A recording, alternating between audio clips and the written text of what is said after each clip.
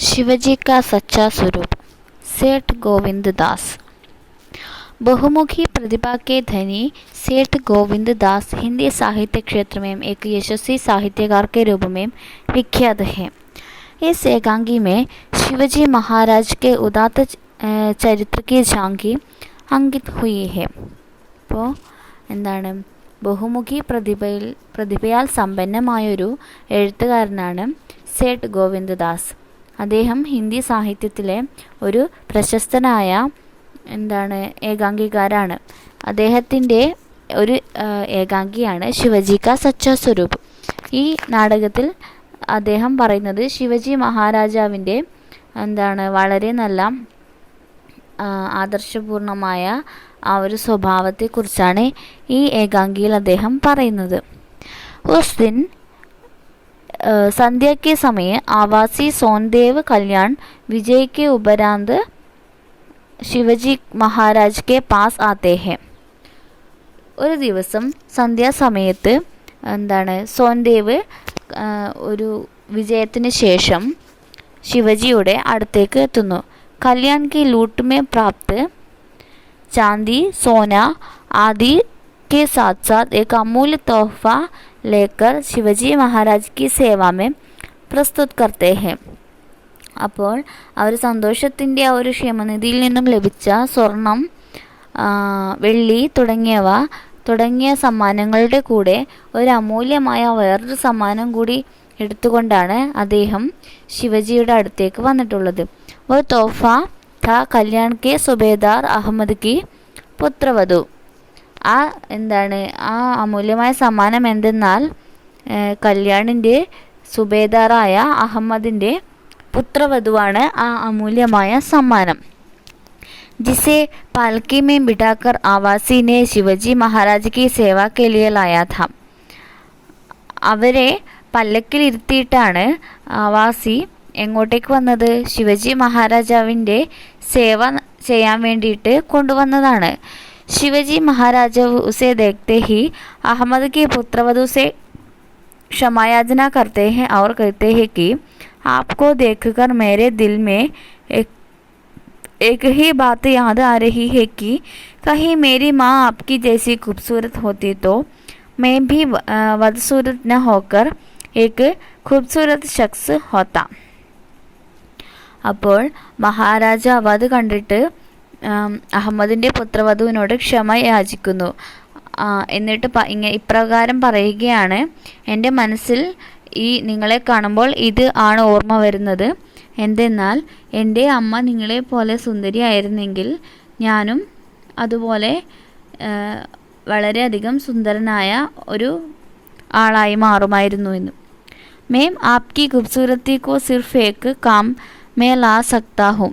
എനിക്ക് നിങ്ങളുടെ സൗന്ദര്യത്തെ ഒരു കാര്യത്തിൽ മാത്രമേ ഉപയോഗിക്കാൻ കഴിയുകയുള്ളൂ. ഉസ്കാ ഹിന്ദു വിധി സെ പൂജൻ കരൂ, ഇസ്ലാമി തരീക്കെ സെ ഇബാദത്ത് കരൂ. അതിനെ ഹിന്ദു വിധിയാൽ പൂജിക്കുക, അല്ലെങ്കിൽ ഇസ്ലാമിൻ്റെ ആ ഒരു രീതിയിൽ റെസ്പെക്റ്റ് കൊടുക്കുക.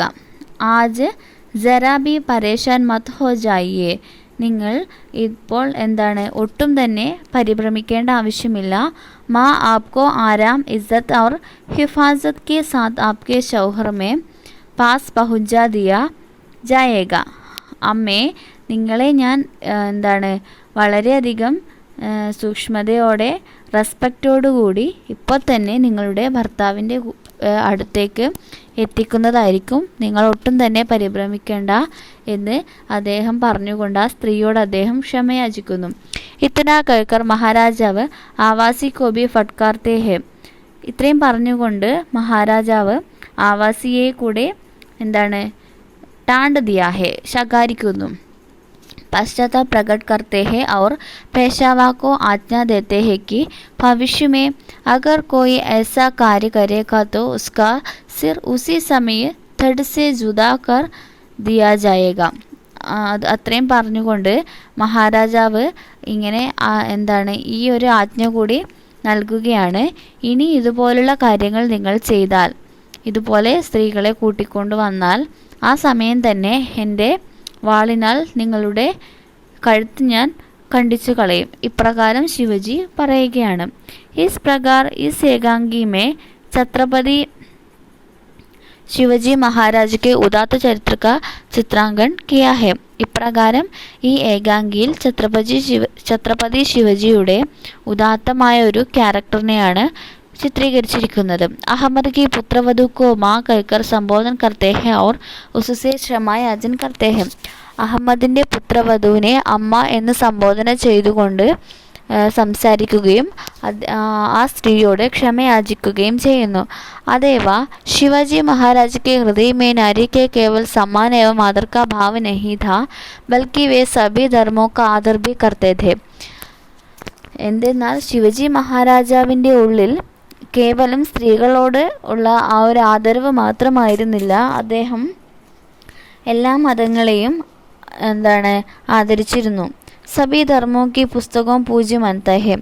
എല്ലാ മതങ്ങളുടെയും മതഗ്രന്ഥങ്ങളും അദ്ദേഹം പൂജനീയ എന്ന് കരുതിയിരുന്നു. शिवजी को यदि कहाँ कुरान की पुस्तक मिली तो उसने उसे सिर पर चढ़ाकर उसके एक पन्ने को भी किसी प्रकार की क्षति पहुंचाए बिना मौलवी साहब की सेवा में भेज दिया. ഒരിക്കൽ ശിവജി മഹാരാജാവിന് ഒരു ഖുറാൻ പുസ്തകം ലഭിച്ചു. അപ്പോൾ തന്നെ അദ്ദേഹം അതിനെ സൂക്ഷ്മതയോടെ വെച്ച് അതിലെ ഒരു പേജിന് പോലും ഒരു തരത്തിലുള്ള കുഴപ്പവും സംഭവിക്കാതെ അതിനെ മൗലവി സാഹബിൻ്റെ അടുത്തേക്ക് എത്തിച്ചു. ഹിന്ദു ഹോത്തെ ഹുയെ ബി ശിവജി കെ ലിയെ ഇസ്ലാം ധർമ്മ പൂജ്യ ഹെ. ഹിന്ദു ആയിട്ട് കൂടി ശിവജി മഹാരാജാവിന് ഇസ്ലാം ധർമ്മന് വളരെയധികം റെസ്പെക്റ്റ് ഉണ്ടായിരുന്നു.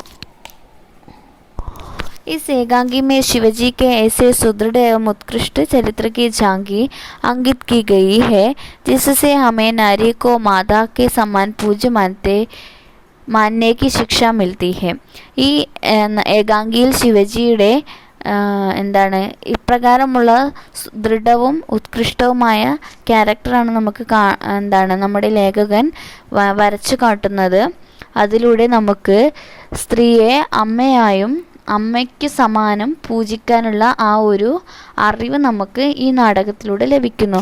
പർ ധർമ്മ കോ ഭി ആദർ ദേനെ കാ ഉദ്ദേശ് മിൽത്താ ഹെ. കൂടെ തന്നെ എല്ലാ മതങ്ങളെയും ആദരിക്കേണ്ട ആ ഒരു ഉദ്ദേശവും കൂടി ഈ ഏകാംഗിയിൽ ഉൾപ്പെട്ടിരിക്കുന്നു. दूसरों को धार्मिक ग्रंथों को भी श्रेष्ठ मानने की भावना प्राप्त होती है.